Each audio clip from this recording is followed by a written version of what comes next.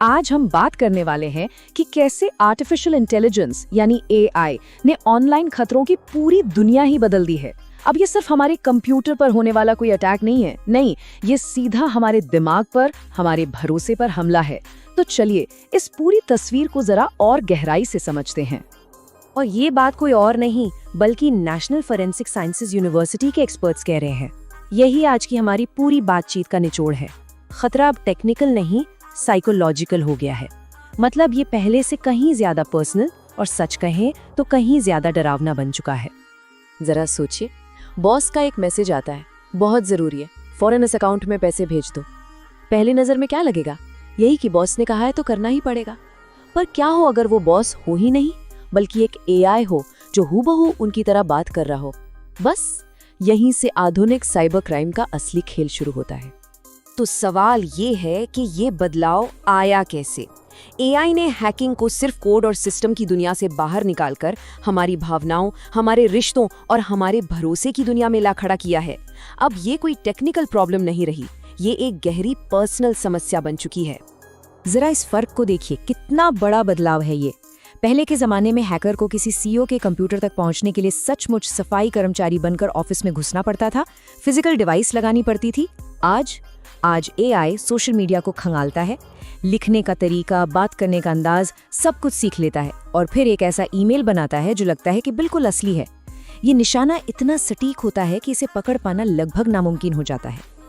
तो अब सवाल उठता है कि अपराधी ये सब करने के लिए किन हथियारों का इस्तेमाल कर रहे हैं। चलिए उनके एआई टूल किट पर एक नजर डालते हैं जो काफी एडवांस्ड और खतरनाक हैं। सबसे पहले तो आती हैं सिंथेटिक आइडेंटिटीज। ये एआई से बनाए गए ऐसे लोग हैं जो असल में दुनिया में है ही नहीं। This person does not exist जैसे टूल ऐसे चेहरे बना सकते हैं जो पूरी तरह से नकली हैं, और फेक नेम जनरेटर्स उन्हें नाम, नौकरी और पूरी की पूरी हिस्ट्री दे देते हैं। सब कुछ इतना असली लगता है कि फर्क करना नामुमकिन सा है। तो ये नकली पहचानें करती क्या हैं? इनका इस्तेमाल होता है लिंक्डइन पर बड़े सीईओ या एचआर रिक्रूटर बनकर लोगों को फंसाने में, और इनके जरिए बड़े बड़े वित्तीय घोटाले, डेटा चोरी और यहाँ तक कि मानव तस्करी जैसे भयानक अपराधों को भी अंजाम दिया जा रहा है। और फिर आता है वर्म जीपीटी। ये कोई आम एआई नहीं है, इसे बनाया ही सिर्फ और सिर्फ अपराध करने के लिए गया है, और ये डार्क वेब पर क्रिप्टो करेंसी के बदले बड़ी आसानी से मिल जाता है। ये वर्म जीपीटी इतने असली दिखने वाले फिशिंग ईमेल लिख सकता है कि कोई भी धोखा खा जाए। ये खतरनाक मैलवेयर कोड खुद ब खुद बना सकता है और बड़े पैमाने पर साइबर अटैक को ऑटोमेट कर सकता है। यानी ये अपराध को न सिर्फ आसान बना देता है बल्कि कई गुना ज्यादा असरदार भी। और फिर एक और बेहद घिनौना टूल है डीप न्यूड जनरेटर। ये एआई किसी भी इंसान की एक बिल्कुल सामान्य सी तस्वीर को एक नकली अश्लील तस्वीर या वीडियो में बदल सकता है। इसका मकसद सिर्फ एक है, ब्लैकमेल करना और किसी की इज्जत को सरेआम उछालना। ये टूल किसी की निजी तस्वीरों को एक हथियार में तब्दील कर देता है, जिससे एक भयानक मनोवैज्ञानिक आतंक पैदा होता है। इनके अलावा भी बहुत कुछ है। XXX बॉट जैसे टूल हजारों कंप्यूटरों को हैक करके एक नेटवर्क बना सकते हैं या की लॉगर से हर की स्ट्रोक को रिकॉर्ड कर सकते हैं। और फेक डिटेल जैसे प्लेटफॉर्म तो सोशल मीडिया पर पूरी की पूरी नकली बातचीत बनाकर गलत खबरें फैलाने का काम करते हैं। लेकिन इन सब बातों का, इन टूल्स का असल जिंदगी में क्या असर होता है? चलिए अब कुछ सच्ची घटनाओं पर नजर डालते हैं जो एआई पावर्ड क्राइम की असली मानवीय और वित्तीय कीमत को हमारे सामने रखती हैं।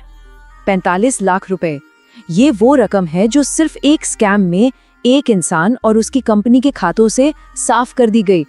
सोचिए, एक छोटी सी चूक कितनी ज्यादा भारी पड़ सकती है। तो आखिर ये हुआ कैसे? हुआ यूं कि कंपनी के एक अधिकारी को उसके ही ड्राइवर से ई चालान के नाम पर एक फाइल मिली। अब क्योंकि भेजने वाला जानने वाला था, उस अधिकारी ने भरोसा करके वो एपी की फाइल इंस्टॉल कर ली और बस हो गया काम। एक छिपा हुआ ऐप फोन के सारे ओटीपी और नोटिफिकेशन पढ़ने लगा और देखते ही देखते पर्सनल और कॉर्पोरेट दोनों अकाउंट खाली हो गए। इससे सबक क्या मिलता है कि डिजिटल दुनिया में भरोसा ही सबसे बड़ी कमजोरी बन सकता है। एक और मामला सुनिए जो और भी ज्यादा परेशान करने वाला है। एक रिटायर्ड सीईओ को एक छोटी सी व्हाट्सएप वीडियो कॉल आती है स्कैमर उस कॉल में उनका चेहरा कैप्चर कर लेता है, फिर एआई की मदद से एक नकली अश्लील क्लिप बनाता है और उन्हें ब्लैकमेल करने लगता है कि अगर पैसे नहीं दिए तो झूठी शिकायत दर्ज करवा देगा। ये मनोवैज्ञानिक आतंक का एक सटीक उदाहरण है। सबक ये है कि हमारी डिजिटल पहचान का एक छोटा सा टुकड़ा भी हमारे खिलाफ एक ताकतवर हथियार बन सकता है। एक कंपनी अपना पुराना विंडोज एक्सपी सिस्टम अपडेट ही नहीं कर रही थी। हैकर्स ने उनका डेटा नहीं चुराया, नहीं, उन्होंने उनके फोन सिस्टम को हैक कर लिया और उससे लाखों की अंतर्राष्ट्रीय कॉल कर डाले, जिसका बिल आखिर में कंपनी को ही भरना पड़ा। मतलब साफ है, अपराधी सिर्फ डेटा के पीछे नहीं है, वो हमारी किसी भी अनदेखी की गई कमजोरी का फायदा उठा सकते हैं। तो सबसे बड़ा सवाल ये है कि इन बढ़ते हुए खतरों से हम खुद को बचा कैसे सकते हैं, और इसका जवाब किसी एक दिन की ट्रेनिंग में नहीं है, बल्कि हमारी आदतों और हमारे कल्चर में एक स्थायी बदलाव लाने में छिपा है। हैक्ड 2.0 कैंपेन का एक बहुत ही सीधा और साफ संदेश है, समय पर रिपोर्टिंग ही साइबर क्राइम का सबसे बड़ा तोड़ है। अगर कुछ भी गलत होता है तो चुप बैठने की बजाय उसे तुरंत रिपोर्ट करना बेहद जरूरी है। असली मकसद सिर्फ 1 या 2 ट्रेनिंग सेशन करना नहीं है, बल्कि सतर्कता का एक कल्चर बनाना है। एक ऐसी आदत डालनी है जहां हम हमेशा चौकन्ने रहें, क्योंकि अपराधी हर रोज हमें धोखा देने के नए नए तरीके इजाद कर रहे हैं। और आखिर में ये एक सवाल छोड़कर जा रहा हूँ, एआई घोटालों को इतना असली बना रहा है कि सच और झूठ का फर्क ही मिटता जा रहा है।